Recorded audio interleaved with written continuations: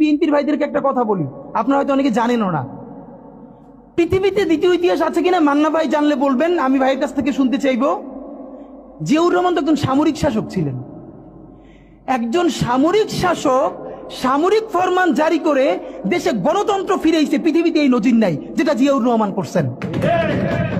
আপনারা কি জানেন এই যে জিয়াউর রহমান গণতন্ত্র ফিরাইলেন, যার মাধ্যমে আওয়ামী লীগও রাজনীতি করার সুযোগ পাইল বাকশালের পর?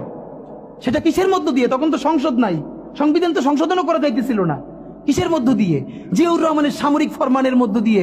পৃথিবীর একমাত্র একজন সামরিক শাসক যিনি ফিল করলেন না সামরিক পন্থা দিয়ে করা যাবে না, গণতন্ত্রে ফিরতে হবে। এবং দেখেন হাসিনারে এবং আওয়ামী লীগের চরিত্রটাই হলো এইরকম, এর যে একটু ভালোবাসে তারই সে হত্যা করে।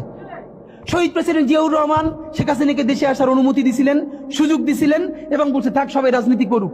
আসার 1 মাসের মধ্যে জিয়াউর রহমান শহীদ হয়ে গেছে, 13 দিনের মধ্যে। এবার দেখেন এই যে আমরা এখন যারা সবাই করতেছি, সুতরাং এটা একটা বিষ। এই বিষের সাথে আমরা কিভাবে লড়াই করব? জাতীয় ঐক্যমত্য তৈরি করতে হবে।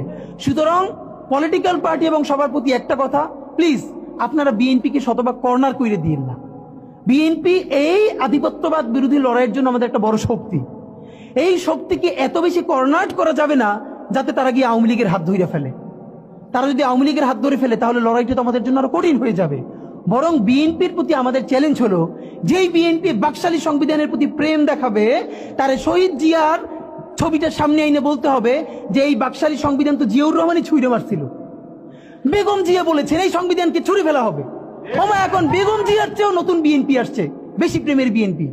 যেই শহীদ প্রেসিডেন্ট জিয়াউর রহমান ইসলামোফোবিক জায়গা থেকে বাংলাদেশের মুসলমান, বাঙালি মুসলমান সব আইডিয়াকে ধারণ করে বাংলাদেশের জাতীয়তাবাদ তৈরি করলেন।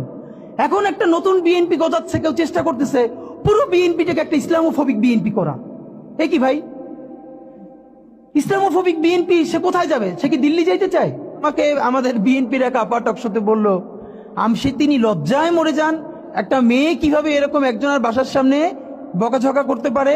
তার মেয়ের সামনে তিনি এখনো যদি ধমক দেন, মেয়ে কান্না করে ফেলবে।